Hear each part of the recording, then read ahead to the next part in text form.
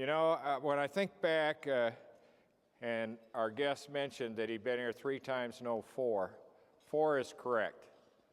The relationship with this organization started with a district farm tour up in Ogemaw County, where then candidate Rick Snyder actually stopped by and spent some time. That relationship has built to the point where we're enjoying his presence tonight for the 4th consecutive year. That is a great compliment to not only you, but all of the members of Michigan Farm Bureau, all of agriculture, because the governor recognizes agriculture. I don't think it needs any more, I don't think we need to have any more introduction than let's welcome probably the most supportive governor that Michigan agriculture has ever enjoyed, Governor Rick Snyder.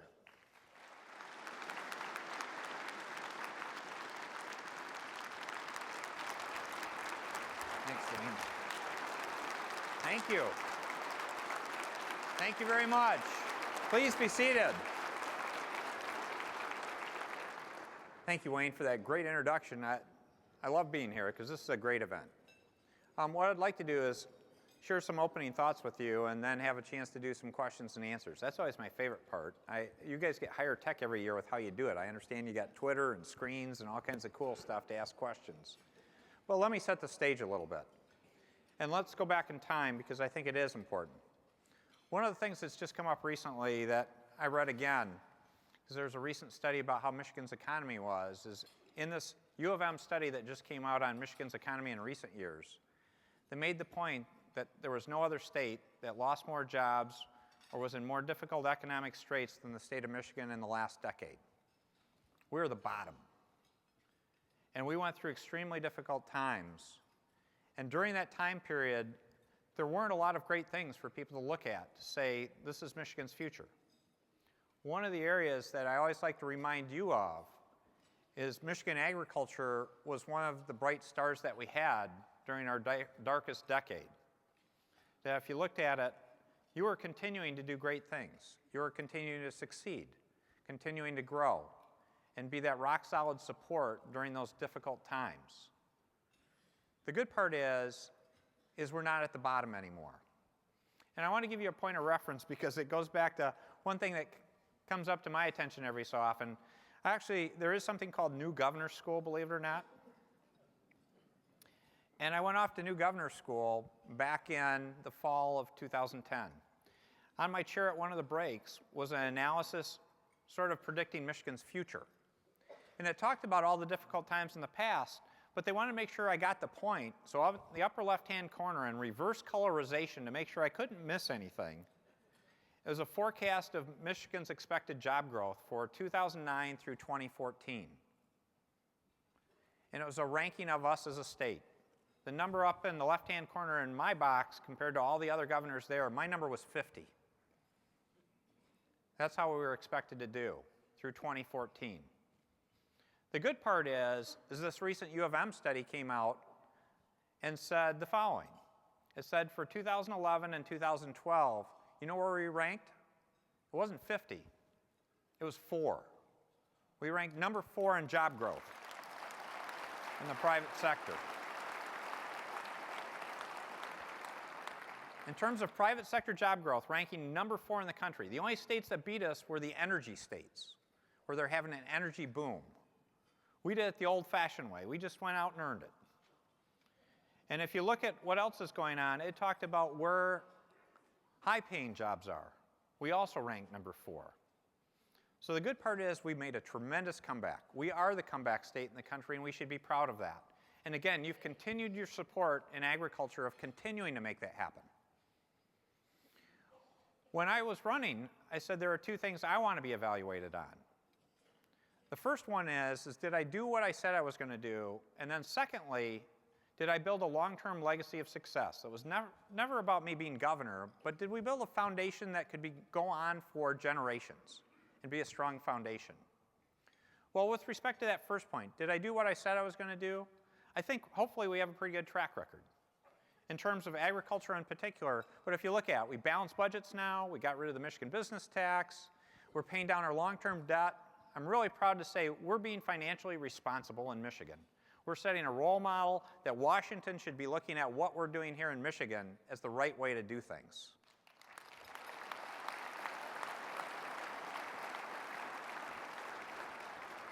And I could spend too much time talking about what else we got done, but we had a list of what I said I was going to do. Just to give you some illustration, this is 11 and 12 in terms of the stuff we've gotten done. That doesn't include 13.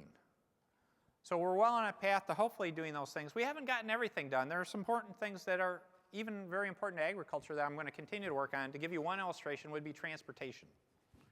We need to invest more in our infrastructure because that's critically important to you in terms of getting product to market. So we need to keep working things, but we've gotten a tremendous amount of this list done. I hope more than you expected.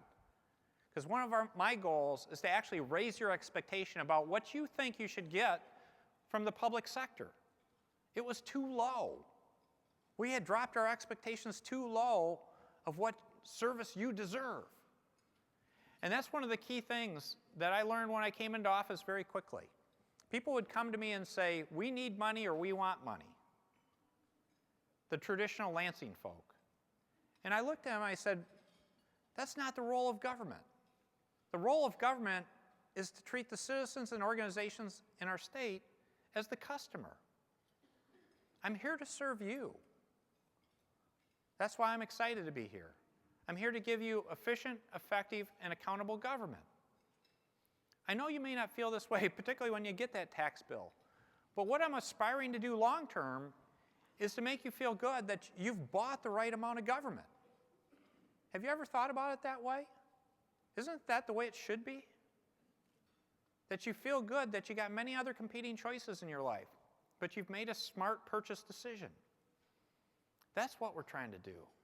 That's what we're working on doing.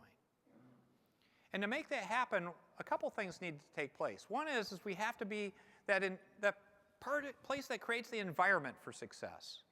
Because you actually create the jobs, you create the income from selling your products. We're here to give you a great environment to be successful in. And the way I view ag is you're part of the big three in Michigan. Three big industries: manufacturing, autos, tourism, and agriculture. Those are three pillars that are all doing well in our state today. And again, you should be really proud of playing that role in one of those critical elements for our success. I was looking at the numbers. I do keep track of the numbers. I am a good nerd, so I do watch those things. If you go back to 2011, it was about $91 billion that the industry accounted for. Now, for 2012, the estimate's about 94. And this is a point I like to bring up because I like to drive Wayne nuts on this. I said, when you get to 94 billion or so, there's a number that's a little bit higher that sounds a whole lot better. So I hope you're all fired up to say in the next 2 or 3 years, shouldn't we be aiming for 100 billion, folks?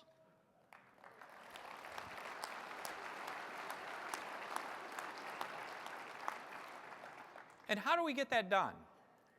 In terms of government's role, there are 3 key areas I always try to focus on. And I know you may have heard this from Jamie, who I believe is doing a great job. I hope you're excited about having her as your ag director. But the 3 key areas: first, research and development. Continuing that cycle of innovation, new ideas, new concepts. It was great writing in on that wonderful tractor. That's part of research and development. That's about bringing innovation. It was great. I went out to Westview Orchards. 200 years. What an exciting milestone to achieve. They're showing me dwarf fruit trees that's much more productive than the old way of doing things. They're showing me weather stations on site.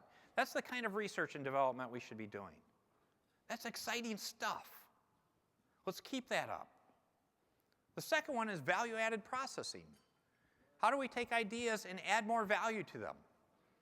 That's an engine of economic growth, a great opportunity. And again, there's opportunities to do that. I went to Michigan Sugar. What a great place in terms of value-added processing. The co-op model of people working together to show more value add. They're showing me how they've now added things like brown sugar to continue the line extension. And then you go to exporting. We can do much better, continuing growth on exporting in our sate. My view is I'd love to double the amount of exports we do in Michigan, because that's what we're good at. We're good at made in Michigan, being something special around the country and around the world. That's what made us a great state before. We need to embrace that again. And I think there are wonderful opportunities. We saw about a 10 to 15% growth in exporting and agriculture this last year in terms of more permits going out. But there's great opportunity. We did a trade mission to China this last year, where I can tell you, I had one topic that would surprise you that I spent more time talking on than just about any other topic. You know what it was? Blueberries. The Chinese love blueberries, folks. And I think we could sell every blueberry we grow in the state to China. So one of the things is we're trying to figure out what are the government barriers between the US federal government and the Chinese federal government to get it done. But those are the kind of opportunities we can build on and work together on. So those are big three things, but they're not the only things. There are other important things that I'm really proud of. One is the whole concept of MEAP. The very first bill I signed was the bill to codify MEAP. And it's great. I know we have some MEAP verifiers here. I'm proud to say I think we did over 500 new MEAP verifications this year in addition to renewals. And I want to congratulate everyone. How many MEAP certified people do we have here? Thank you.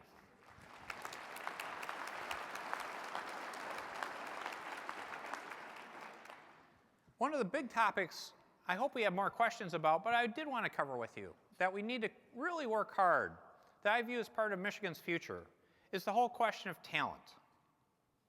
And what do I mean by talent?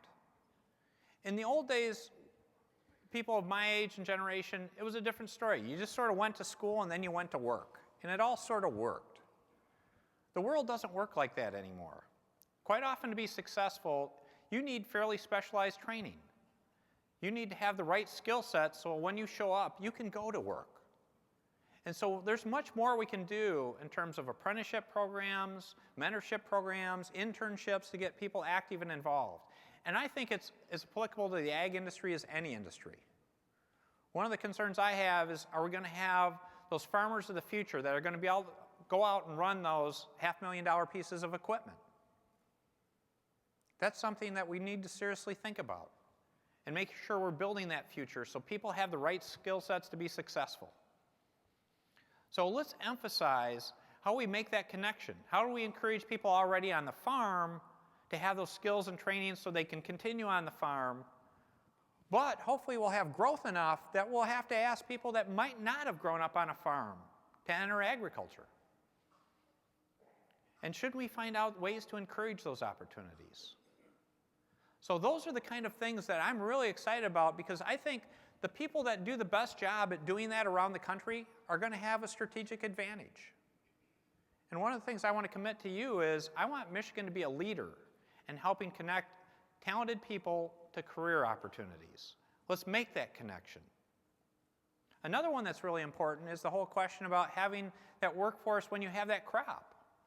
And that's the question of immigration and having the immigrant workers to come in and help make sure those crops come in. I can tell you as a governor, I'm probably the most pro-immigration governor in the country. And I'm proud of that, because that's how we build our country. Let's make sure we create an environment where we make people feel welcome, that Michigan is a place where they can come and be successful in partnership with us being successful. It's not about a win-lose, it's how we win together. And that's the kind of model and message we need to take out to people. And isn't that the message we'd want to be known for as Michiganders? As people that care about one another? And that sort of comes back to that other criteria I gave you. I said there's a second thing about how I wanted to be evaluated, is about building a foundation for the future.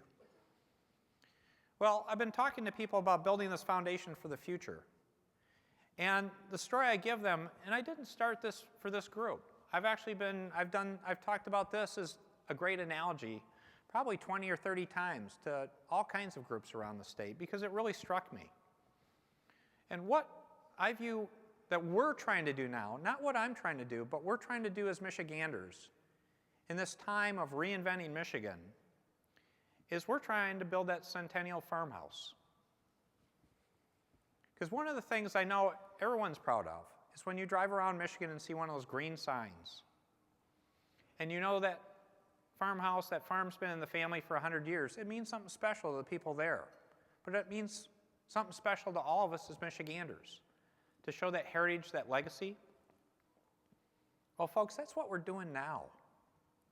That's what we've been doing over the last few years. We've been reinventing Michigan, and we've been building that foundation. And when you think about building that farmhouse, what's the hardest part about building a farmhouse or any house? It's the foundation. And if you're going to build a house that's going to last for 100 plus years, what can't you skimp on? What do you have to make sure that you don't leave rocks in place, you don't leave other problems in place, but you really clear that ground? Because you know what happens if you build a foundation on bad conditions, on rocks, that house won't last. So hopefully, as you've seen the last few years, we've taken on a lot of really hard issues. And sometimes people go, well, why did you go hit that hornet's nest? Why did you take on that really hard issue? An issue like turning around Detroit. Because it wouldn't be right. And it wouldn't be a strong foundation if we left those things there. My commitment to you that I made when I ran as governor is we will not leave those problems there, whether they've been there 5 years or 50 years. We will go collect those rocks. We'll pull them out of the ground, and we'll build a foundation that can last for generations. Because we all know, and no group knows that better than the farm community, that you don't leave problems for the next generation. That's not right. You want to leave better opportunity for the next generation. So we're building that foundation now. And it's going to be something that our generations, the next generation can build on and be something special. And you know what should really give you the best feeling about that? Not that you just helped build it, but think about this. When you see that Centennial farmhouse, what gets you so excited when you look at the structure? You'll see the gables on the roof. You'll see that cool porch usually, right? That porch you want to go hang out on. Have you ever seen anyone come up to a Centennial farmhouse and say, that's the coolest foundation I've ever seen? So a big part of this message is to recognize that the people that build the foundation aren't going to get a lot of attaboys. You're not going to get a lot of credit. Who cares? The important thing is you know in your heart, you built that foundation that's going to last 100 plus years. I want to say thank you. That's the partnership we've built, that we're continuing to build. In terms of how we build a great relationship, I believe, with the Farm Bureau to say, we understand the importance of that sign. And it's not just because it's a sign, that sign's a symbol. It's a symbol of an ongoing legacy of success, of an unselfish legacy, of a legacy that people are building on to say the brightest days are ahead of us. That's why I'm excited to be here tonight. That's why I've been excited to be here each year, because we're doing that foundation. Let's make sure we continue to pull up those rocks, we put down that foundation, and we grow together. Thank you so much.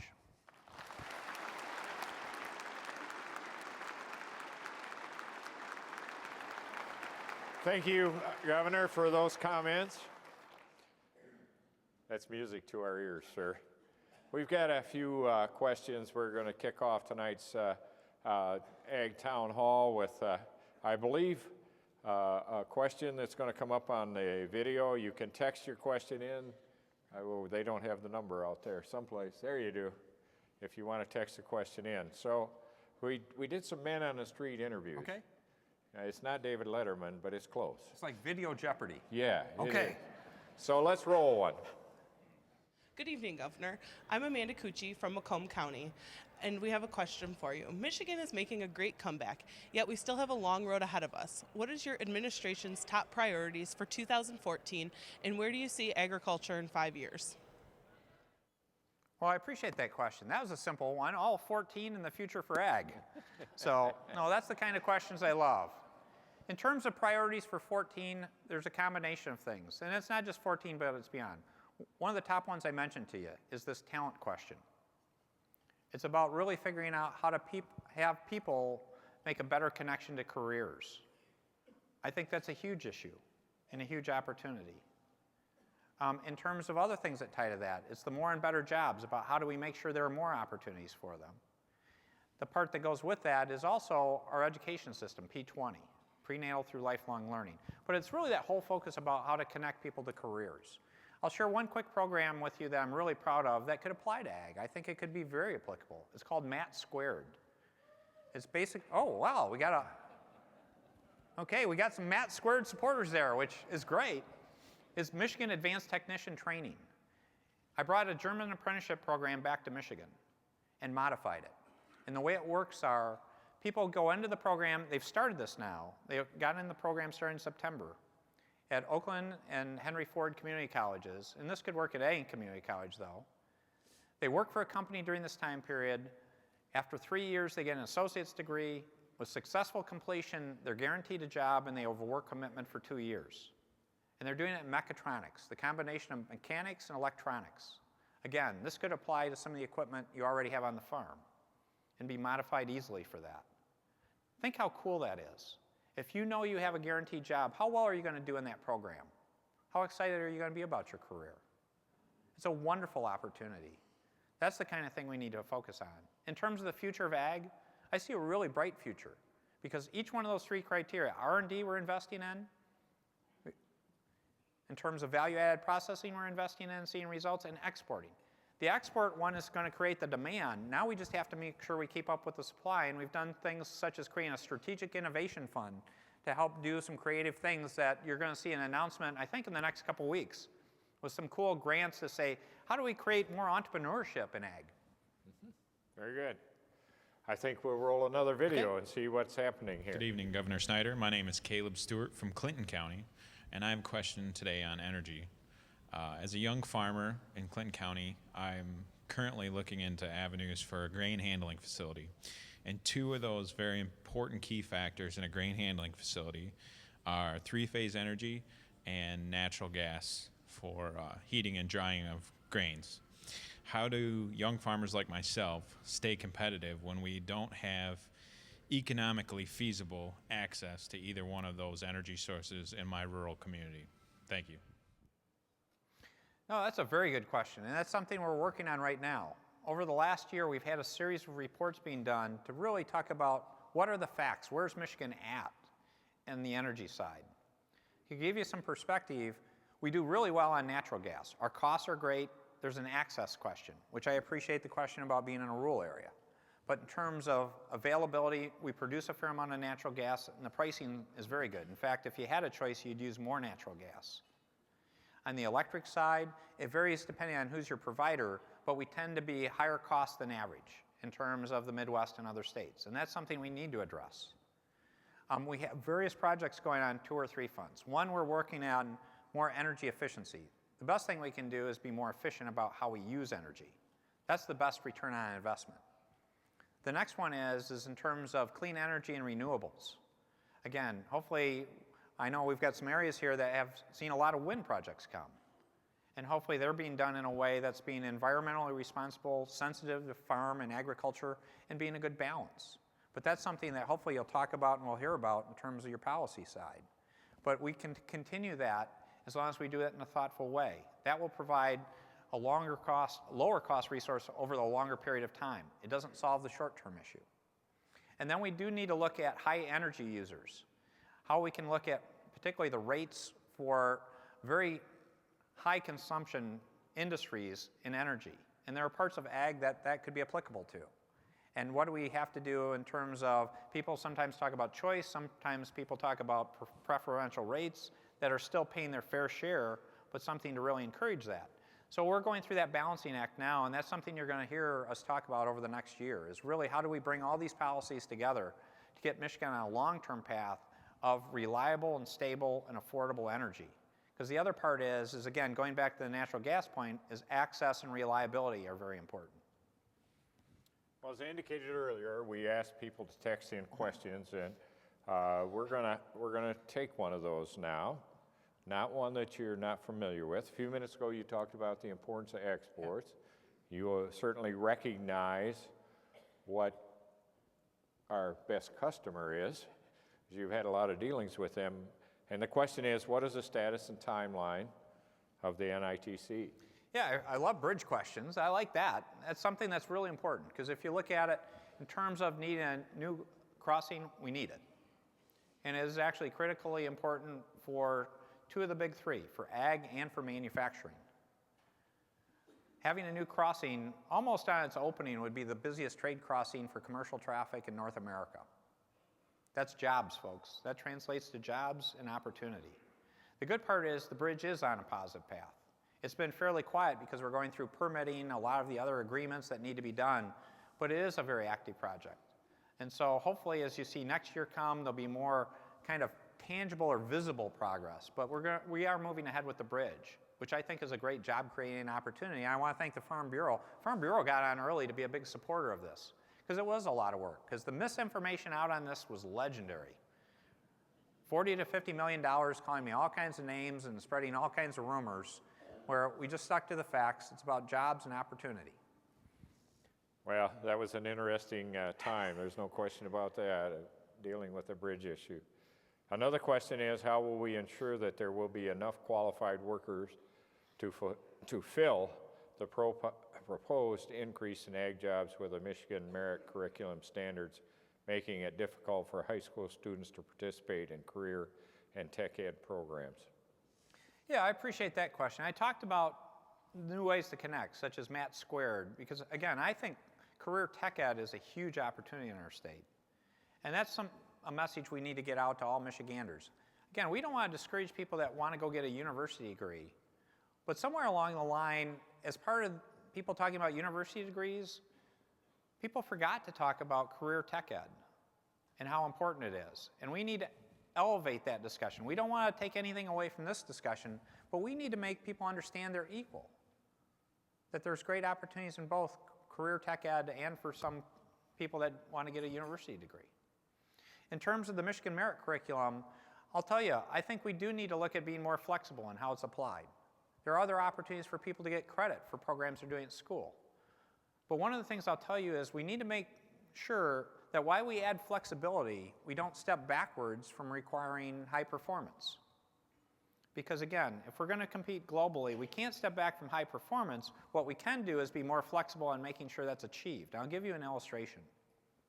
One of the classes that quite often people use as a lightning rod about Michigan Merit Curriculum is they like to talk about Algebra 2. And they'll talk about why Algebra 2 should go away. I don't agree with that. And why do I say that? Because the problem is in Algebra 2 in two ways. One, it's not a problem with that class itself. Quite often it can be a problem with how it's taught. And again, I'm not criticizing the teacher at all. But think about this. I know I'm this way. If I have to learn about X, Y, and Z, it doesn't mean as much to me. Versus saying, if you're in a welding program, you need to Algebra 2 to be a successful welder. And they teach Algebra 2 in welding. Any welding program in the state, pretty much. And all those kids pass it because it's taught about how to do a welding solution. And that's the same case in terms of things in ag. It's like, how do you apply it to something that's real life, not theoretical? Those are the kind of things we should be looking at, is how to apply it in that context. And then try to add more flexibility. One thing that I'll give you an illustration that we're looking at is we started something called First Robotics, a robotics program for kids in school, about encouraging them to do more engineering, science, and math. And it's going really well, but the interesting part is most schools don't give credit to anyone taking First Robotics, which can require these kids put in 30 to 50 hours a week for 2 or 3 months. They don't get any school credit. And the funny part is there's no law or requirement that stops them from getting credit. It's simply not done. Now, how many other cases do you know of programs that potentially could be in the ag world where people are doing cool projects that we could say, why wouldn't that qualify for credit in some fashion? Again, let's change the question instead of just beating the same old question in terms of saying we don't like this title or that title. Let's step back and say, what are we trying to achieve? What's the outcome we want? And ask a new question that solves the problem. And I'm excited to have that discussion with you. Well, Governor, Thank you. it's great. You talked about ag getting to 100 billion. Obviously, someone out there thinks you shot too low. However, there is a question here that we need to work on, and that is how can we reduce regulations to help ag grow to over 200 billion? You take care of the regulations, we'll grow to 200 billion. Is that Well, a deal? Okay, well, I'll take that deal, yeah. Well, let me share a couple facts with you. Because the good part is I think we may be ahead of you, so I like this. We'll step up this challenge.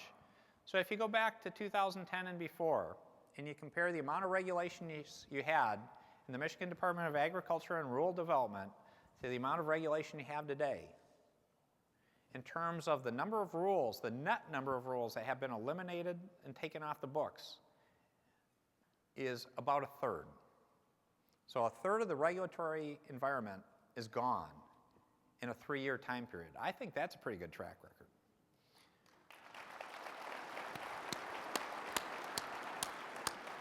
Now, to make it a little better, because I know there's another agency that used to get you wound up occasionally. I'm not sure where he's. Oh, I see him now.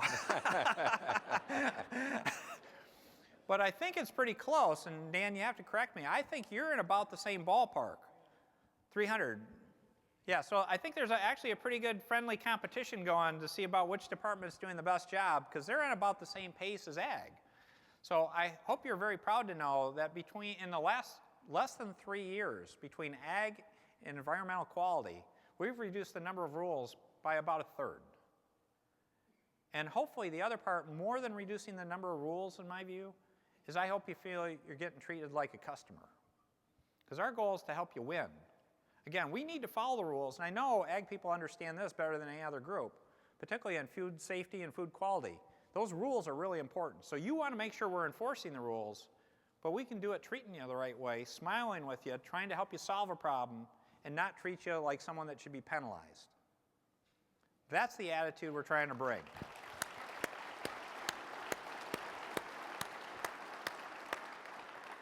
The best one is Keith Cray's just smiling because he got out of that whole discussion. So you can go.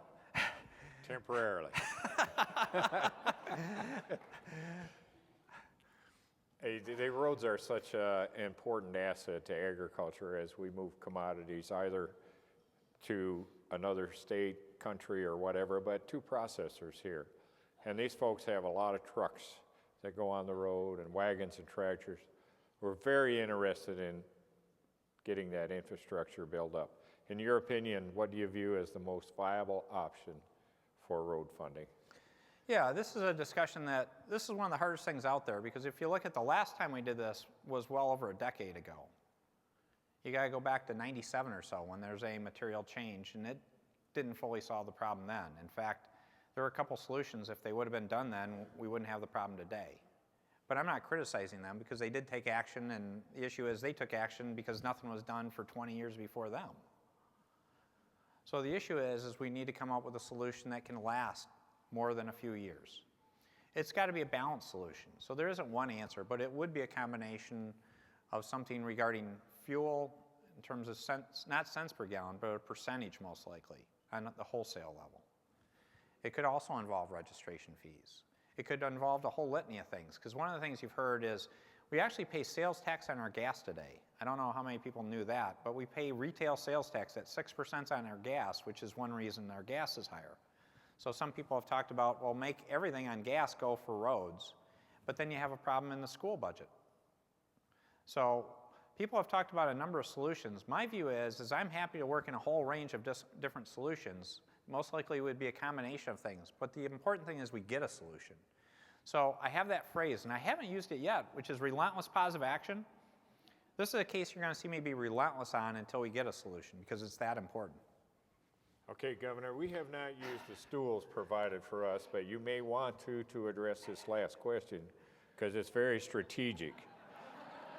Would you have gone for 2 points on Saturday against the Buckeyes, or would you have kicked the extra point?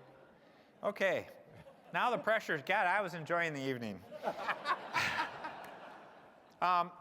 I did make my call back then. To be open with you, I thought they made the right decision to go after the 2 points because Ohio State was just scoring every time they had the ball, and they had a chance. With their play selection, I think that's another question, but I think they'd made the right call. I'm proud of them, but the other part, since that season's wrapping up into a bowl game, I don't get to say this often, but I'm saying for Saturday, go green. Hey!